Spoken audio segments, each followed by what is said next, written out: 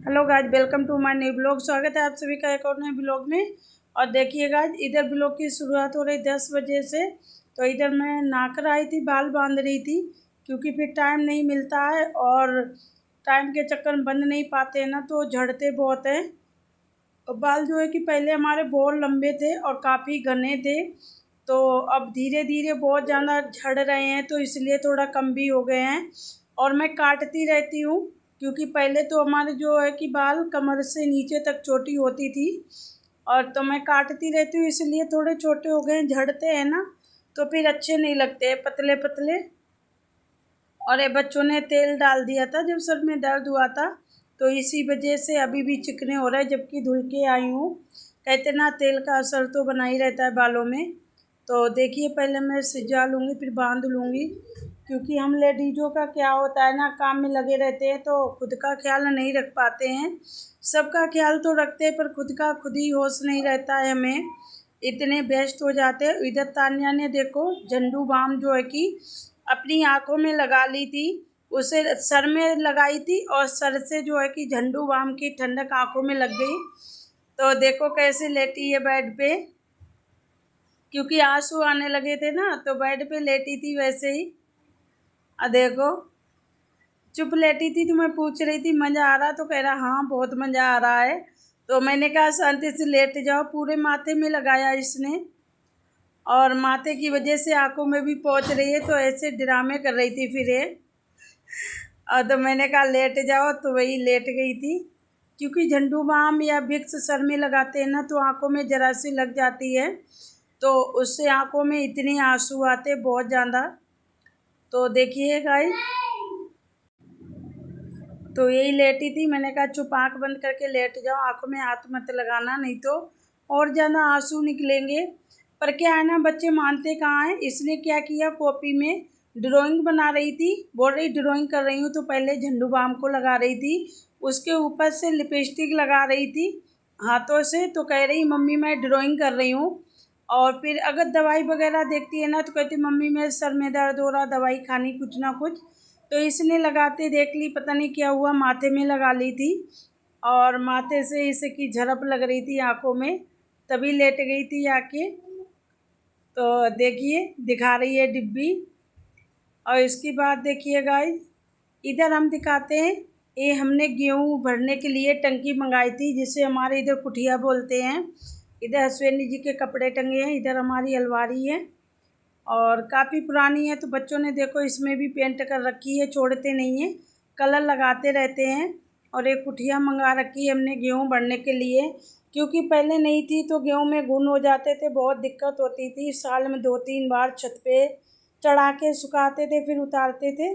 और ये हमें ज़्यादा नहीं, वजन के हिसाब से 2000 प्लस पड़ी है, 2000 कुछ रुपए की पड़ी है। तो अब गेहूँ सुखाने की दिक्कत नहीं होगी, नहीं तो क्या होता है सीलन आ जाती है ना बारिश के टाइम पर, तो गेहूँ नम हो जाते हैं, घुन भी लग जाते हैं, पई लग जाती है।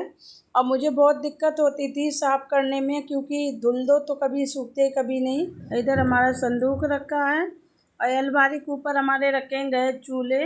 और इधर हस्बैंड जी के कपड़े, बेटे के। और वैसे तो हम रूम में लेटते हैं, पर गर्मी आती तो कूलर को हम इधर रख लेते हैं, इधर लेटते हैं। तो देखो बच्चों ने कितना आतंक मचा रखा है, सारे कपड़े वपड़े बिखेर रखे हैं, क्योंकि जहाँ ये पहुँच जाते वहाँ हालत ख़राब कर देते। कुछ ना कुछ इन्हें बिखेरना है और कुछ नहीं। तो ऐसे बच्चे हैं। और देखिए इधर दिखाते हैं आपको, ये जो है तुलसा का पौधा इतना जबरीला था और इसकी पत्ती थोड़ी वैसी हो रही हैं। और इधर है हमारा करी पत्ता, जो कि बंदरों ने तोड़ दिया था। मैंने पिछले लगभग 1 महीने पहले ब्लॉग में दिखाया था, और ये फिर से हरा भरा हो गया है। क्योंकि करी पत्ते के पौधे को फेंकना नहीं है, क्योंकि जितनी डंडी तोड़ोगे उतनी किल्ली ज़्यादा निकलेंगी।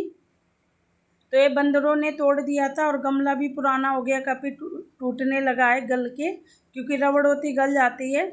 और देखिए इतना बड़ा था, यहाँ से बंदर ने तोड़ दिया था। उसके बाद ये डंडी निकली थी और इधर वाली, और फिर यहाँ से तोड़ा तो ये डंडी निकली, और यहाँ से तोड़ा तो फिर ये 2 डंडी निकली यहाँ से। और इसके ऊपर जब बंदर ने जाके यहाँ से तोड़ा, तो यहाँ से भी 2 डंडी निकली हैं। तो अगर डंडी रह जाए करी पत्ता की, तो उसे पौधे को हटाना नहीं चाहिए, क्योंकि जहाँ से डंडी टूट जाती है पौधा टूट जाता है, वहीं से नई किल्ली तैयार होती है। तो अब इतना हरा भरा पौधा तैयार हो गया है।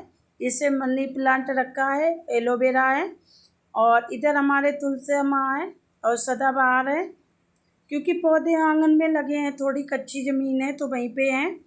और देखिए गाइस, इधर देखिए, ये सदाबहार जो थे फूल यहाँ पे बैगनी कलर के थे, और सफ़ेद पौधा तो लगाया भी नहीं, और उसी बीज से सफ़ेद उसके पौधे तैयार हो गए, सफ़ेद फूल के सदाबहार के।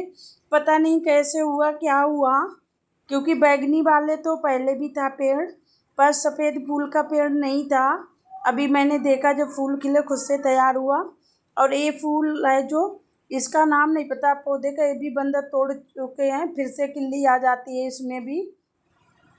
तो इधर जो पुरानी पत्ती हो जाती है उन्हें मैं झाड़ देती हूँ। ज़मीन में था ये पौधा, बांध दिया था, फिर भी अब जितना बड़ा होता है ना तो वो ज़मीन में झुकाव ले जाता है, तो इसकी मैं पुरानी पत्तियाँ ऐसे झाड़ती रहती हूँ तो पौधे की सफाई बनी रहती है। और इसे मैं ऊपर बांध दूँगी, क्योंकि ये ज़मीन में फैला फैला रहता है ना तो अच्छा नहीं लगता है। तो भाई मैं झाड़ रही थी, और झाड़ने के बाद इसको हम ऊपर बांध देंगे, तो इससे ऊपर उठा रहेगा। एक बार तो बांधा था इधर हमने, और फिर से जितना बड़ा हो गया तो अब फिर से दूसरी रस्सी बांधनी पड़ेगी मुझे ऊपर की साइड पे, क्योंकि हमारे यहाँ तुलसी के पौधा मेरे बहुत बड़े बड़े हो जाते हैं, और इनमें जो है कि सुड़ी भी हो जाती हैं। जब भी आप इनकी पत्तियों पे काला काला देखें तो साफ ज़रूर कर दें, इसका मतलब सुड़ी होगी पौधे में। जैसी पत्ती होती हैं वैसी ही सुड़ी होती हैं, जो कि पहचान में नहीं आती हैं, ध्यान से देखोगे तो दिखेंगी। और गाइस, इसी के साथ वीडियो को एंड करेंगे, फिर मिलेंगे एक और नई वीडियो के साथ। तब तक के लिए बाय बाय, थैंक यू।